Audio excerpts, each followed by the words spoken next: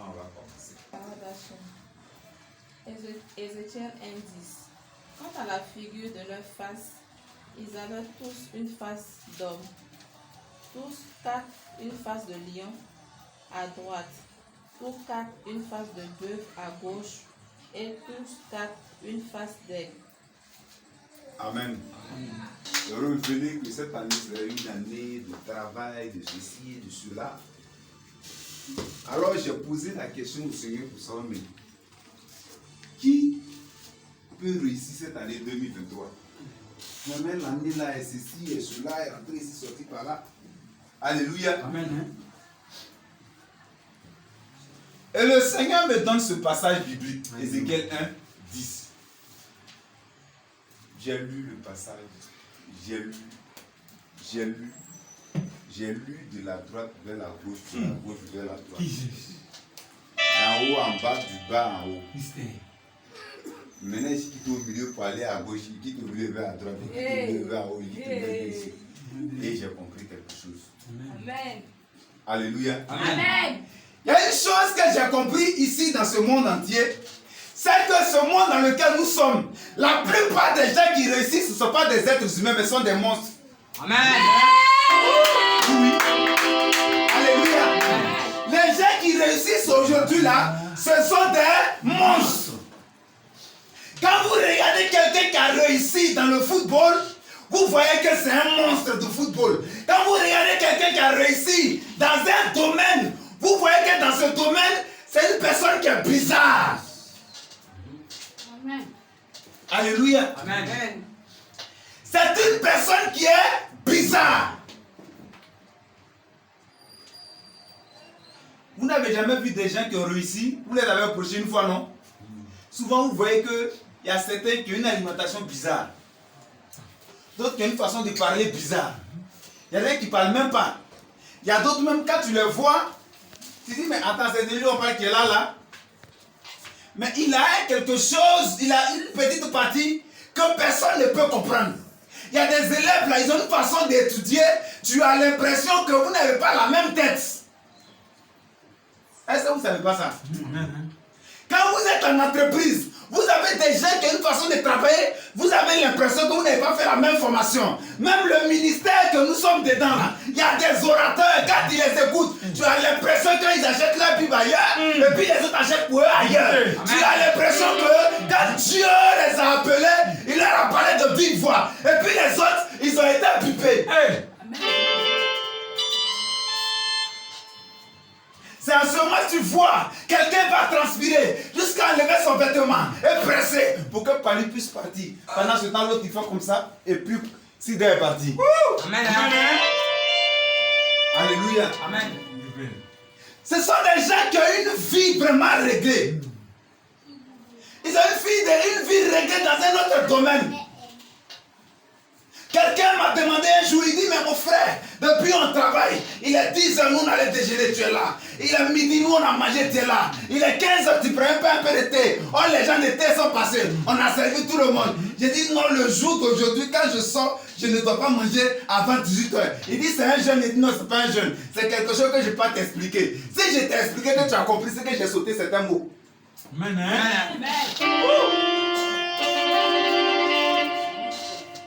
Il dit à son patron, il dit, mais le pasteur qui est venu là, ça c'est pas quelqu'un, c'est un être autrement. Comment quelqu'un ne peut pas manger? Et puis lui, il est assis en train de travailler. Une autre fois, on s'est vu. Je voudrais faire quelque chose ensemble. Il dit, j'espère qu'aujourd'hui tu vas manger. Il dit, j'ai oublié de manger un fruit que je devais manger. Aujourd'hui, là, je dois commencer ce fruit-là. Comme je n'ai pas mangé, ça c'est jusqu'à ce que, avant de manger, je dois voir ma femme d'abord. Il dit, ça c'est quoi encore? Il dit, sur la terre, ce que tu n'as pas encore vu, il ne faut pas dire que ça n'existe pas. Amen. C'est quel homme, comme il n'a pas mangé telle chose, avant de mettre quelque chose dans sa bouche, il doit voir sa femme. Bon, tu as entendu ça où ça là, depuis toi t'es né? Est-ce que ça là, tu as entendu quelque part une fois? Alléluia.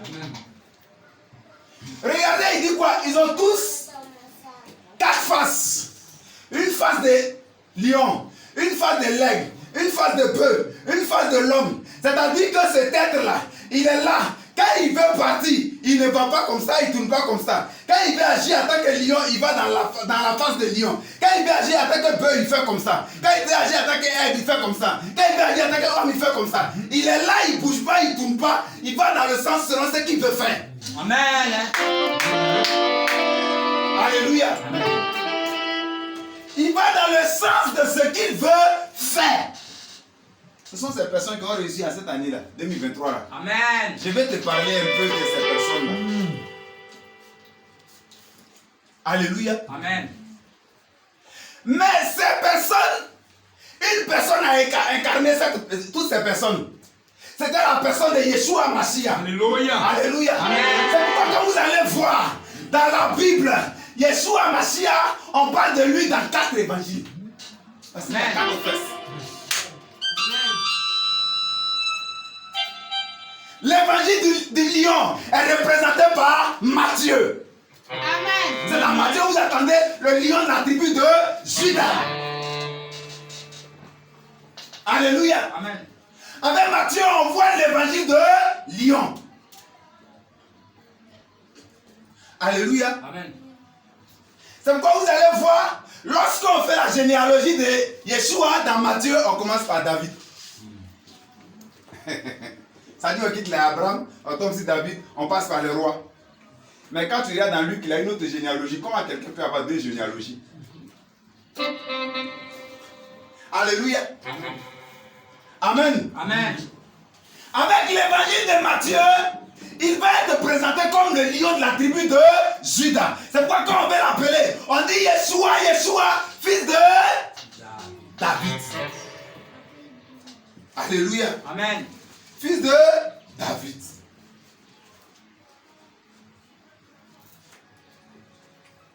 Mon ami, il faut savoir mettre les pauses. Et puis il faut savoir continuer. Parce que où on est là, c'est pas beau. Voilà. On est venu parler de quelque chose. On nous a dit. On est venu dire. Donc, il faut bien faire. Là où je me suis, mets pause. Sinon, je vais te convoquer sur la présidente. Tant que je n'ai pas encore parlé, tu ne démarres pas. Parce qu'avant de commencer, je vais te faire signe. Alléluia. Amen. On dit qu'il est quelqu'un. Alléluia. Amen. Et quand on arrive dans le livre de Marc, là il est présenté comme un bœuf. C'est Marc est la seule évangile où on ne parle pas de la généalogie de Jésus. Il faut regarder dans ta Bible. Alléluia. Amen. Là, on le présente comme un serviteur. On le présente comme quelqu'un qui est venu pour mourir à la croix. Alléluia. C'est comme ça on le présente. Et on le présente encore comme un homme avec Luc. On dit le fils de l'homme. On n'est pas dit le fils d'Adam. Or, Adam veut dire en hébreu l'homme. Alléluia. Amen.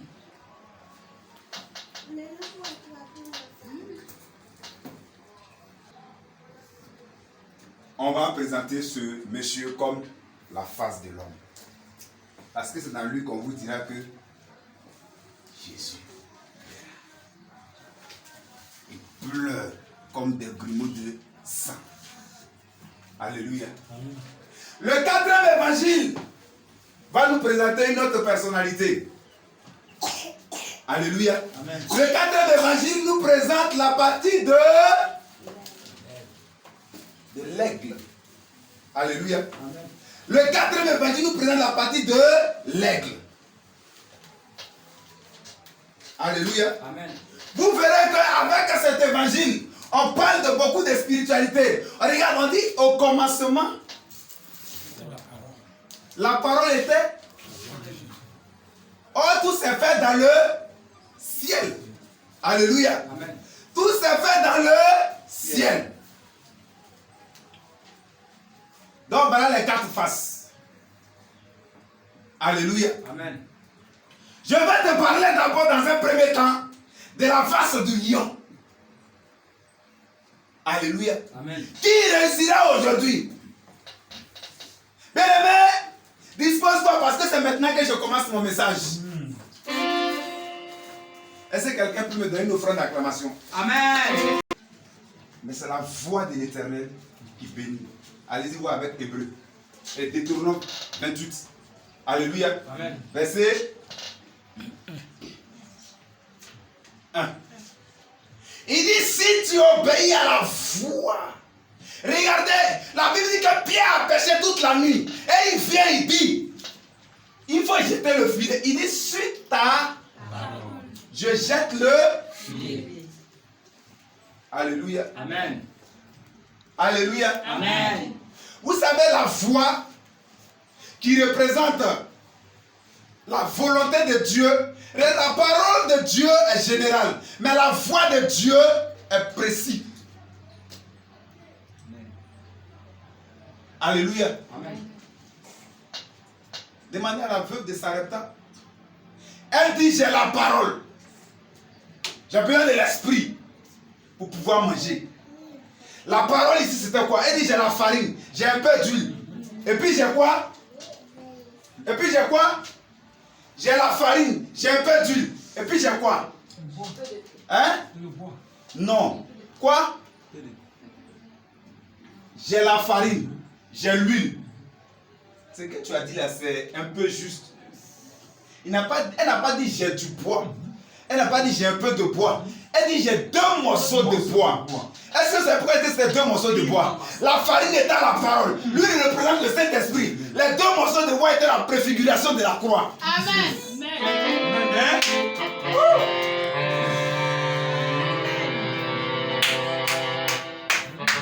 Les 2 morceaux de bois, depuis déjà l'Ancien Testament, on révélait déjà la croix. Car la parole est l'esprit. Sur la croix va donner une église qui va venir plus tard. Alléluia. Amen. Cher ami, j'ai le plaisir de t'annoncer ce soir que si tu es à la face du lion, tu vas remporter 2023. Yes. Amen.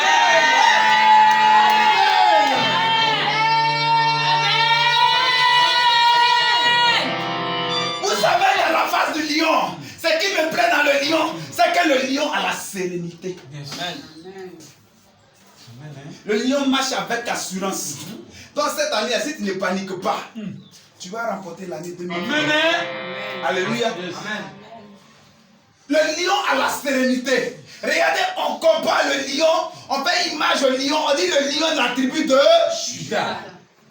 Oh, comme on pourrait dire Yeshua, fils de David. Oh, David dit, quand je marche dans l'ombre de la vallée de la mort, je ne crains aucun mal. Et quand quelque chose se passe, mon âme est tranquille, je suis tranquille, je ne peux pas bouger. Parce que je sais que mille à ma gauche, mille à ma droite, je resterai debout. Allez, ce matin.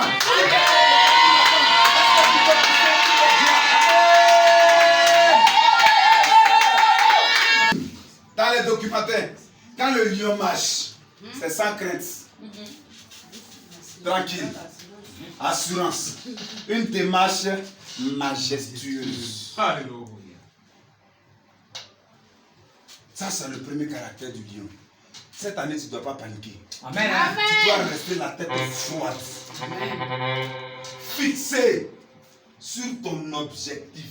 Amen. Le lion a l'assurance que il aura sa proie. Amen. Alléluia. Amen. Pourquoi la face de lion? Après ce caractère de l'assurance. Chers fils et filles, je vais te dire quelque chose.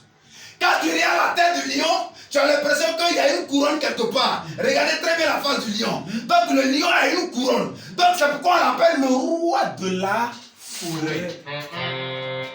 Ce que tu ne sais pas, c'est que tu as une couronne qui est l'étoile qui est née avec toi depuis que tu existes. Amen. Alléluia. Amen. La forêt.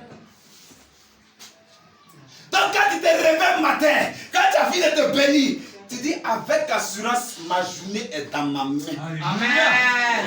Rien ne peut me ravir mon pain. Amen. Amen. Quand tu vas douter de pouvoir obtenir ton pain, tu perdras ton pain. Amen. Alléluia. Amen. Deuxième caractère du lion.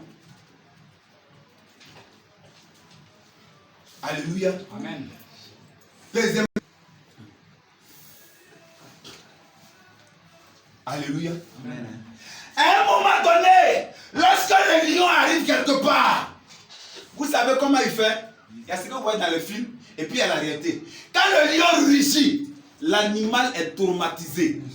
Or, quand le lion ici qui rugit, la voix se trouve là où se trouve pas. Donc l'animal vient vers lui. Amen. Alléluia. Amen. Quand le lion est ici qui rugit, la voix sort au carrefour aéroport. On l'animal dit que le carrefour aéroport, ça va se trouve le lion. Et le lion court là-bas et puis il vient ici. Oh, c'est celui qui a rugi, c'est là il vient. Voilà pourquoi est-ce que le fusil, quand tu as entendu son bruit, c'est que ça t'a pas eu. Parce que ça arrive d'abord de faire bruit. Oh, lui qui a fait bruit là, le bruit on entend ça ailleurs. Oh, c'est ici, c'est quitté. C'est sur le lion ils ont regardé pour faire le fusil. Parce que quand on dit beau, là, tu attends ça à 43 heures du matin, oh, c'est ici. Où ça a quitté, il n'y a pas de bruit là-bas. C'est où ça arrive là que le bruit se trouve. Donc si tu as attendu là-bas, tu vas venir. Voilà pourquoi quand on lance le bungee, on lance quelque chose qui explose, on coupe et on va voir où c'est explosé. Là quand ça explose, le bruit va ailleurs. Et puis là où c'est explosé, c'est là que le bruit se trouve. Alléluia. Amen. Donc quand tu es à la face du lion, tu dois être capable de rugir cette année 2023. Amen. Quel sera ton rugissement? Ce que tu as à faire, fais-le avec assurance. Amen. Que ce soit physique, humain, spirituel, tu le fais avec assurance. Parce que tu te dis que lorsque tu vas faire avec assurance, la Bible dit, mon ami, si tu as sommeil, tu peux te lever ou bien tu peux sortir. La Bible dit, le bonheur et la grâce m'a... Regardez, quand le lion rugit, la proie ne va plus, le lion s'arrête parce que la proie va venir. Non, quelqu'un n'a pas compris ces choses. Amen. J'ai dit, quand le lion rugit, la proie qui était là-bas croit que c'est derrière cette proie que le lion est. Or, le lion se trouve là où la proie doit partir. Or, la Bible a dit, le bonheur et la grâce, on n'a pas dit que je vais suivre ça, on dit ça va me suivre. Piège, avec assurance, tu seras là et la proie viendra chez toi à la maison. L'argent te suivra. L'argent te suivra. Oh, le voyage va te suivre. Et te suivra. Le travail va te suivra. Les contrats vont te suivre. C'est que tu désires viendra à toi. Est-ce que je suis en train de parler à vous? Alors, donc, je suis venu vous dire qui va gagner 2023. Amen.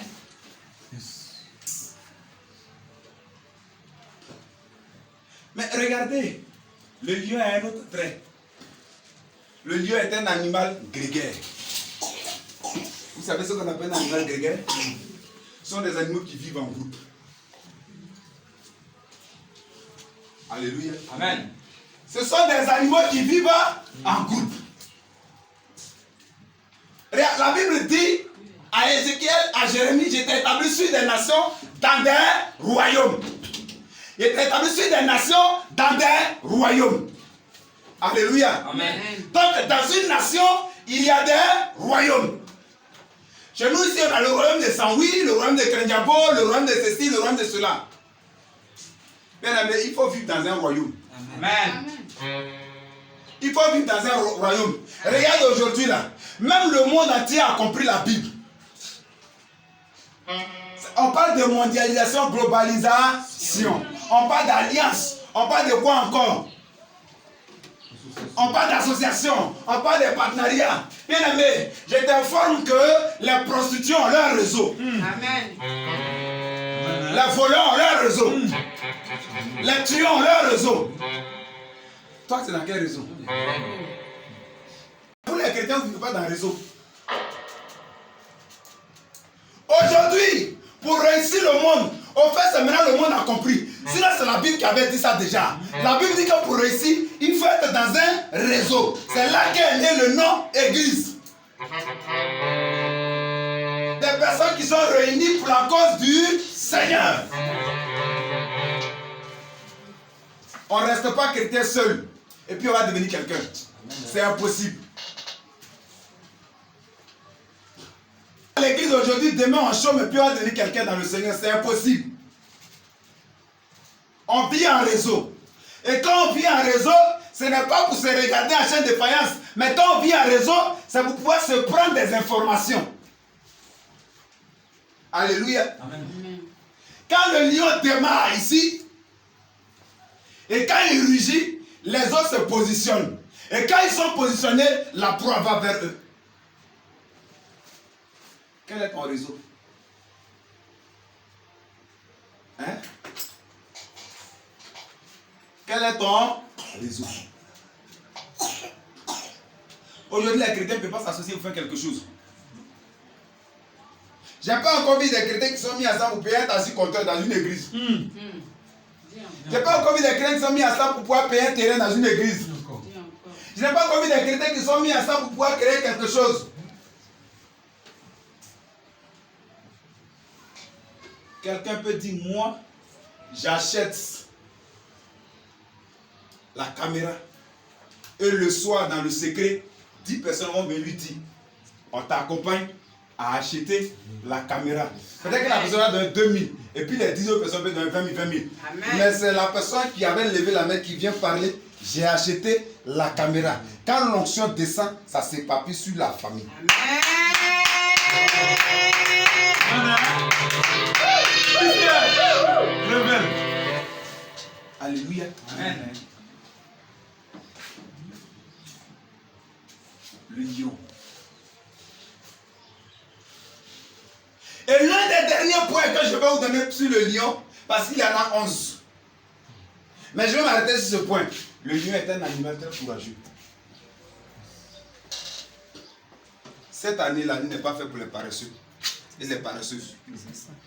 C'est une année de courageux. Alléluia. Amen. Le lion est un animal très courageux. Quand tu as la face du lion, tu sais accepter les révélations prophétiques. Alléluia. Amen. Est-ce que vous savez combien de fois mon église s'est cassée aujourd'hui? Mon église ne se casse pas par Satan. Mon église ne se casse pas parce que les gens sont empalables.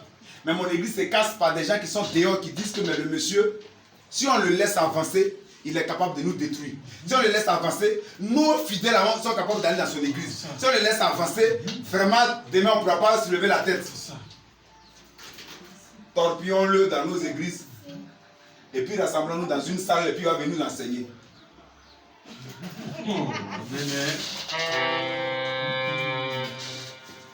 Alléluia. Amen. Il faut être courageux. Monsieur, le mensonge, ce n'est pas un service. Tu dois faut te tenir levé.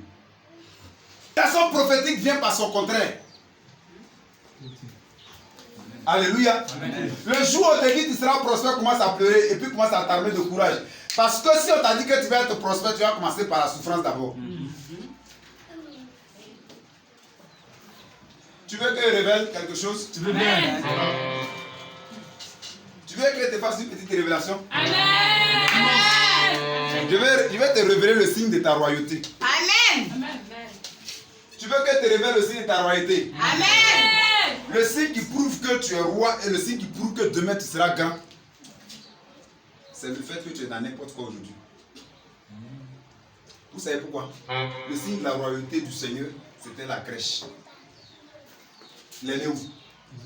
C'est le roi qui était couché là, le roi des rois. Donc là où tu es ne signifie rien. C'est un signe qui dit que toi demain tu seras grand. Amen.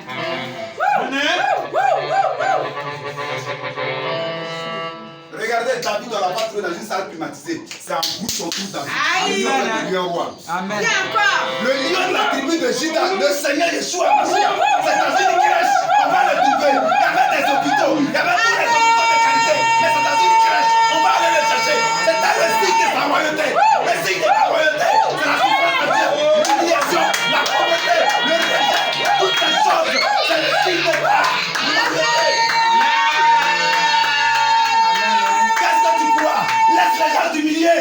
Laisse-les se moquer de toi. C'est le signe de ta royauté.